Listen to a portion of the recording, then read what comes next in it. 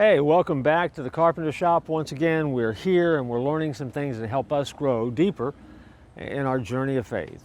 Growing up, if you will, in the Carpenter Shop. In Nehemiah chapter 2, verse 4, the king said to Nehemiah, "What do you request?"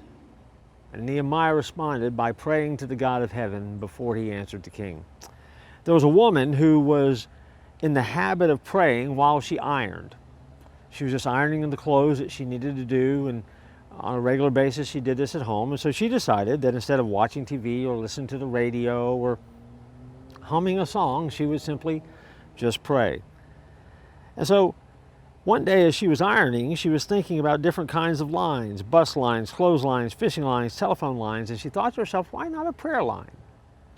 And so there in the home where she lived, there was I guess we would call it a utility room, washroom type of setup, but there was a washer and dryer and a place that she could fold clothes, stack them up on shelves, and also where she did her ironing.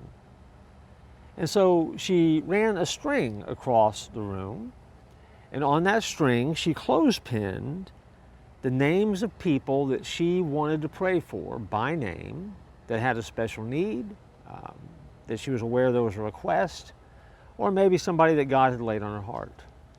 And she titled that her prayer line. Not wildly creative, but maybe very innovative if you think about it. Because it put a visual in front of her, so while she was ironing, she would glance up and see the next name on the line, and when she was done, she had managed to pray for each name up and down that line.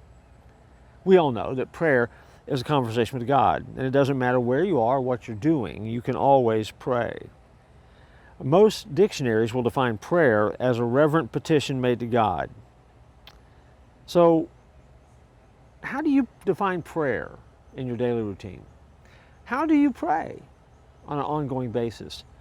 This woman's example reminds me that if you create good habits for praying, then praying not only becomes easier because you become better at it, but then praying also becomes the default. In other words, you're always looking for those ways that you can connect each moment to God, even in what is a mundane task of ironing. It's a great opportunity to use those moments, not as idle moments, but for moments where you can pray and connect with the creative universe. If I were to ask you right now, what do you have in your life right now that you're doing, that you have a little bit of an opening where you could pray in the midst of it, what would you come up with? Here's my challenge to you this week. Do that.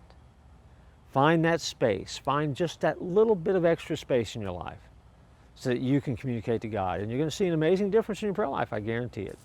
I look forward to joining you next time here in the Carpenter Shop.